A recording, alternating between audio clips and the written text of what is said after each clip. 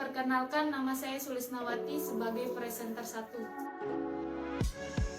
Perkenalkan, nama saya Aura Eva Zulfiana sebagai presenter 2. Perkenalkan, nama saya Nikade Ira Kusuma Wardani sebagai presenter ketiga. Perkenalkan, nama saya Ayu Pratini, saya sebagai presenter 4. Perkenalkan, nama saya Mita Wulandari sebagai presenter kelima. Saya akan menjelaskan tentang pengertian penilaian kinerja. Penilaian kinerja adalah kegiatan menilai dan mengevaluasi pencapaian, kemampuan, dan melihat pertumbuhan dari karyawan. Selanjutnya, saya akan menjelaskan alasan dilakukan penilaian kinerja. Yang pertama, untuk membuat keputusan dalam manajemen SDM seperti promosi, transfer, dan pencatatan. Kedua, memberikan kesempatan untuk meninjau rencana karir karyawan dengan mempertimbangkan kekuatan dan kelemahan yang ditampilkan. Tiga, memungkinkan manajer dan bawahan mengembangkan rencana untuk mengoreksi definisi dan untuk menguatkan kekuatan bawahan. 4. Untuk memastikan bahwa kinerja setiap karyawan sesuai dengan sasaran keseluruhan perusahaan. Terakhir, untuk mengidentifikasi adanya kebutuhan akan pelatihan dan langkah-langkah perbaikan yang dibutuhkan. Selanjutnya yaitu terdapat 3 langkah dalam proses penilaian kinerja, yaitu pertama, menetapkan standar kinerja. Yang kedua, menilai kinerja aktual karyawan secara relatif terhadap standar. Yang ketiga, memberikan umpan balik kepada karyawan. Dalam proses penilaian kinerja harus mampu mengidentifikasi pertama, standar kinerja. Standar kinerja yang dimaksud di sini adalah tolak ukur yang digunakan untuk mengukur kinerja. Agar efektif, standar tersebut harus terikat dengan hasil yang diharapkan dari suatu jabatan. Standar-standar kinerja yang terkait dengan suatu jabatan bisa diperoleh melalui analisis jabatan. Yang kedua adalah pengukuran kinerja. Pengukuran kinerja di sini dimaksud adalah nilai atau peringkat yang digunakan untuk mengevaluasi kinerja. Ukuran kinerja harus mudah digunakan dan dapat diandalkan, mampu melaporkan perilaku-perilaku kritikal yang menentukan kinerja. Yang ketiga yaitu pemberian umpan balik. Tujuan dilaksanakannya penilaian kinerja adalah untuk mengenali kekuatan dan kelemahan karyawan sehingga proses umpan balik sehingga motivator dapat berjalan dengan baik untuk memperbaiki kesalahan karyawan dalam bekerja dan penentuan forward yang dapat sesuai dengan prestasi kerja masing-masing karyawan. Selanjutnya saya akan menjelaskan tentang metode-metode sumber daya manusia. Yang pertama, metode skala penilaian grafis atau dikenal dengan Graphic Rating Scales, yaitu metode ini sederhana, banyak digunakan, dan populer untuk menilai kinerja karyawan. Cara kerja metode ini yaitu penilai memberikan penilaian terhadap kinerja individu dengan skala angka dari rendah ke tinggi. Kemudian menyebut beberapa dimensi pekerja, contohnya kerja organisasi atau kerja tim. Selanjutnya, melihat kisaran nilai pekerja dari di bawah harapan, memenuhi harapan. Selanjutnya, metode yang ketiga yaitu metode perbandingan berpasangan atau disebut Peer Comparison Method. Metode ini memiliki cara kerja memeringkat karyawan dengan membuat bagan dari semua pasangan karyawan untuk setiap ciri dan menilai mana pasangan yang lebih baik dari beberapa pasangan tersebut. Kemudian metode yang keempat yaitu metode insiden kritis atau Critical Incident Method.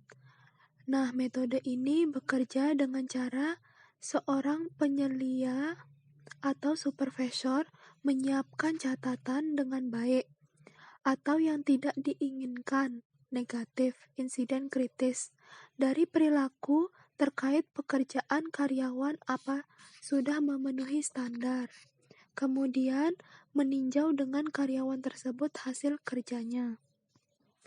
Yang kelima yaitu formula naratif atau disebut dengan narrative form.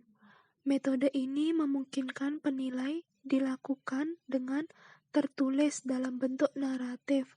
Naratif ini yaitu rangkaian kalimat menguraikan atau menjelaskan, atau bisa dengan isai tertulis. Yang keenam yaitu skala penilaian berdasarkan perilaku atau disebut dengan Behaviorally Accurate Rating Scale atau BARS. Cara kerjanya yaitu dengan menggabungkan penilaian naratif dengan penilaian kuantitatif rating scales. Kemudian masing-masing rate disertai dengan penjelasan naratif secara spesifik mengenai contoh perilaku baik dan buruk. Metode yang ketujuh yaitu manajemen by objective atau MBO. Manajemen harus menetapkan sasaran organisasi spesifik yang relevan dan dapat diukur dengan setiap karyawan, seperti penetapan sasaran dan program penilaian multi langkah yang mencangkupi seluruh perusahaan. Selanjutnya, di sini ada kelebihan dan kekurangan dari metode penilaian. Yang pertama, skala penilaian grafis. Kelebihan dari metode ini tentu untuk digunakan dan memberikan penilaian kuantitatif untuk setiap karyawan. Namun, ada kekurangannya, yaitu standarnya tidak jelas, tendensi standar, kelunakan dari metode skala penilaian grafis bisa juga menjadi masalah. Yang kedua, BARS. Kelebihan dari BARS ini sangat akurat untuk penilaian dan juga memberikan dasar perilaku. Namun kekurangannya sulit untuk dikembangkan. Yang ketiga, peringkat alternasi. Kelebihan dari metode ini yaitu metodenya itu sederhana dan metode ini menghindari tendensi sentral dan permasalahan skala penilaian lainnya. Kekurangannya dapat menimbulkan perselisihan antara karyawan dan mungkin tidak adil jika faktanya seluruh karyawan bagus. Yang keempat, metode insiden kritis. Kelebihannya, metode ini dapat menentukan benar atau salahnya mengenai kinerja karyawan. Dan juga metode ini memaksa penyelia untuk mengevaluasi bawahannya secara terus-menerus.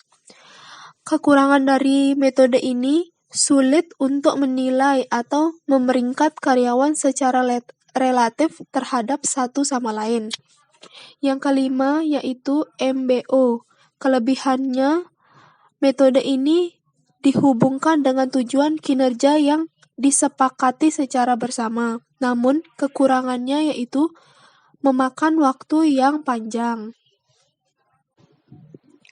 Selanjutnya, saya akan menjelaskan tentang kesalahan-kesalahan yang sering terjadi dalam penilaian kerja. Yang pertama, yaitu liensi. Liensi, kecenderungan memberi penilaian melebihi dari yang seharusnya. Selanjutnya yaitu halo effect. Halo effect penilaian terhadap sesuatu atau seseorang dari kesan pertama, baik itu sikap, penampilan maupun prestasi kerjanya di masa lalu. Selanjutnya, efek kekinian, yaitu penilaian memfokuskan dari perilaku individu yang paling akhir saja.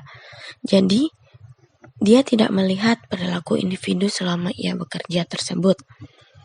Yang selanjutnya, personal prejudice,